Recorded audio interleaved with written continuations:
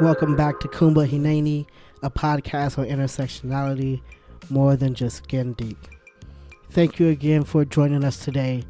This episode, in many ways, is one that I've wanted to do for a while and hesitated to do. But because it is the month of Elul, I thought this was a perfect time to share this episode with some of my reflections on my time in ExGays programming, and really just using this time to reflect on the year, on the week, on the decade, really on my life. And this was one piece that I realized I have neglected to reflect upon. So I really hope you enjoy this episode. Thank you. This week we will be talking about Exodus International, reparative therapy, and the ex-gay movement. Again, content warning, this week we will be talking about reparative therapy, Exodus International, and ex-gay movement. Alright, I'm Enzi, your host. Let's get it going. So this is a topic I don't know that I ever thought I would be having with you all. And here we are. Recently the documentary Prayer Way came out, which chronicle or followed the lives of a group of former ex-gay activists as well as some current ex-gay activists. And I was not sure if I was going to watch the movie, but I chose to watch the documentary, and I can tell you the documentary is pretty accurate. Pretty painful to watch, but pretty accurate. And so this episode, I want to just talk with you all about my experience in reparative therapy and Exodus International and doing ExGays programming. And so to understand my experience, first, I need to go back and tell you a little bit about who I was, because I voluntarily got involved in those programs. So I was very involved in church, in high school particularly. I was a born again, Holy Ghost filled, fire baptized, evangelical Christian. Everything I did was about pleasing Jesus Christ, as well as trying to bring as many people to Him. That was my life. That's what I did. I tried to proselytize to people on a regular basis. That was who Enzi was. In college, I did that a lot. But so, in high school, when I went to my pastor and I said to him, I said, Jim Lee, I'm struggling with being gay. I went to him because he did a series on homosexuality and how we didn't have to be gay and we could pray it away, and there is options and therapy, etc. So I went to him and he handed me this book. The book was some book named Out of Egypt, and it was about a woman's story out of lesbianism. I had to have read that book at least 10 times. I carried it on my body at all times. I did not want anyone to see it. For one, I didn't want them to find out that that was my struggle. One person found out. My best friend at the time found out, and I remember the conversation we had. I had to explain to her that I was not attracted to her, and also had to really hope that she didn't tell anyone. Besides that, I also had therapy with him, and part of reparative therapy is trying to get to your roots. And so there's a lot of work on understanding your roots and the causes of why we are the way we are.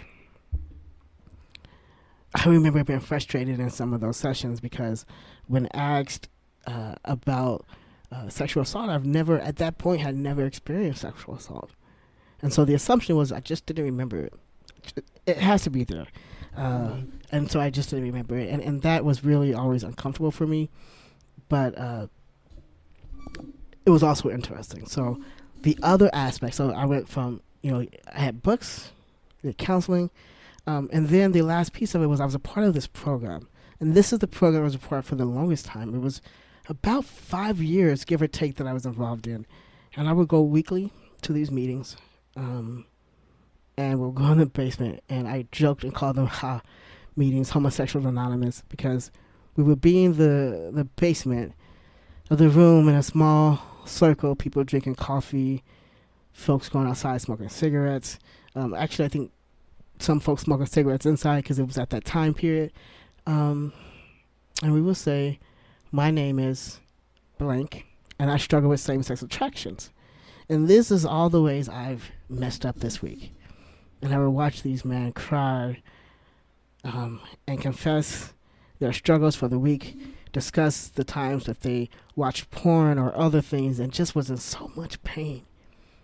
And I was right there with them. I couldn't figure out why was I not able to change. I did all the steps. I followed all the rules. I prayed and I prayed and I did the work for years, even when it was almost detrimental to my life. And I began to realize at that time that my life was actually in jeopardy.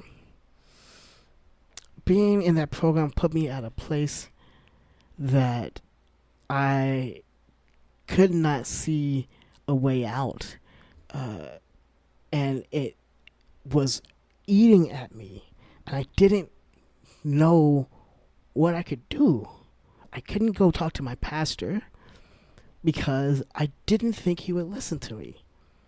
I couldn't talk to my friends because those were the ones who sent me to continue to be involved in ex-gay programming.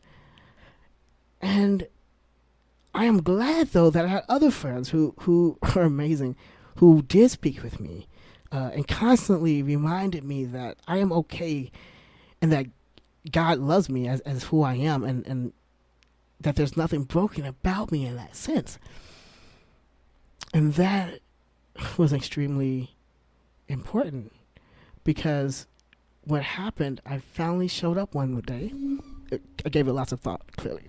But I showed up and I looked at the group, and when it was my time to speak, I explained that I can no longer be a part of this program. I have to at some point choose life, and the longer I'm in this program, the closer I will be to taking my own. And that I did not want to happen.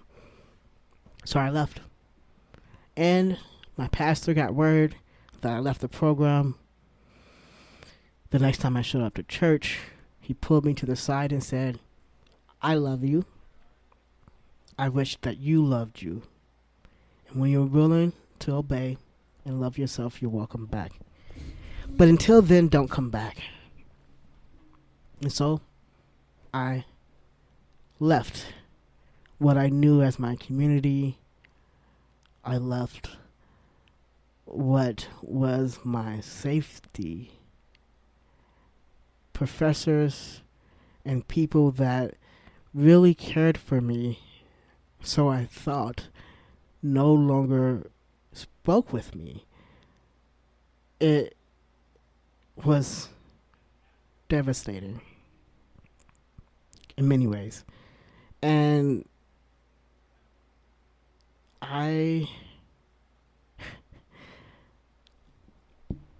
was not expecting that. I didn't expect for people to turn their back on me. I'm not sure what I expected. But a group of people who had been with me through so much just stopped. Or maybe they didn't. Maybe they were told I left. This was a different time period. And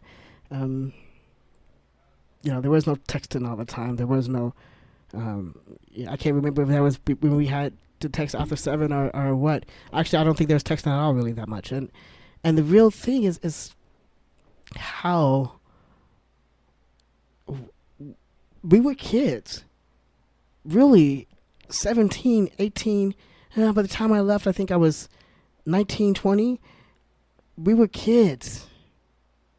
And so I don't hold it on the community that was my age. It's just what it was. And in 2013, when Exodus International closed its doors, I was relieved. I wrote a letter to Alan Chambers, who was the head of Exodus International when it closed. And part of my plea was to figure out what it means to repair harm and to get to work and bringing healing to our community. There's so much suffering and pain that sometimes we don't even remember and realize it's there. When I watched Parade Away, I hadn't realized how much that would impact me, and tears began to stream down my face uncontrollably. When I saw Ellen Chambers' face on the documentary, my whole body froze and broke out into sweat. How can a program that I have not been involved in almost 15 years hold such a sway over my life? It seems odd, and yet it is true. It holds that it is a piece of my history that is constantly there. It impacts my relationships with other people. I am reminded of the amount of times that I was told any relationship with a woman was a codependent relationship. No context, nothing. And so I struggled to build healthy, authentic relationships with women because I was afraid of my own self. Because I was taught that who I am at my core was an abomination, was not worthy of anything, but it was definitely not worthy of joy, not worthy of love, and need to live the rest of my life in abstinence and pain in order to follow the directions that I was told to follow for my life. If I had followed that direction, I would not be where I'm at today. Married to my beautiful husband, our wonderful dog, our process of having children, and me, a black, trans, Jewish man. Quite a difference from the little black Christian girl. Quite a difference indeed. And yet, here we are. So, I want to give a message to anyone that might be involved in ex-gay programming. Yes, Access International closed in 2013. And just like anything, there are folks who are still doing their work, who are still spreading lies, who still needs to be liberated. And so, one, I want to encourage you, if you to send, if you pray, to pray for the liberation, because I don't know what are folks' motives. I don't know if folks truly believe that they're doing the right thing. Perhaps because I know that most of the time I thought that I was doing the right thing. So that could be the case. And if you're listening and you're involved in any ex-gay programming, I want to tell you a message. You are fine just as you are. It's okay to grow and to change and to learn. But at the core of who you are not broken. You are not defected. You are exactly who you were meant to be. I want to encourage you, if you can, to find the support that you need to be able to live a joyful and authentic life. You have been given a gift to be able to love others regardless of what the gender is. And I want to encourage you to embrace that gift because it's beautiful. And if you were to leave, to remember that it's a lifetime of pain and a wonderful community. There are hundreds, if not thousands, of people who have left the ex-gay movement, or who are referred to as ex-gays, and it's a whole community out there. And it might not be possible to do it on your own. I just want to encourage you to listen to your body. Our body tells us so much faster than our brain sometimes tells us what to do. If you're involved in those programs, do you shake when you start to walk and get ready to show up? I'm assuming there might be calls on Zoom now in these days, so does your stomach begin to hurt when you get ready to get on Zoom? Are you sweating? Right? Are you getting these telltale signs that your body is responding to trauma and anxiety? And you may not be ready to hear this message, and that's okay. Because when you're ready, there will be community waiting for you, to love you, to hug on you if that's your MO, to encourage you, and to remind you that you are exactly who you were meant to be.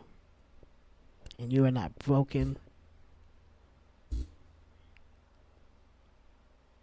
So, again, thank you so much for hearing and listening to this topic on reparative therapy, Exodus International, and ex-gay programming. I really hope that you all enjoyed this topic.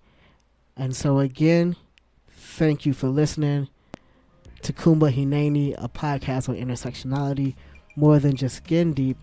I'm Enzi, your host. Until next time, bye. Kumba Hineni, a podcast on intersectionality, more than just skin deep, is a part of the Jew Folk Podcast Network, a product of Jew Folk Inc. You can email the show at podcast@tcjewfolk.com. For more information, go to tcjewfolk.com/podcast.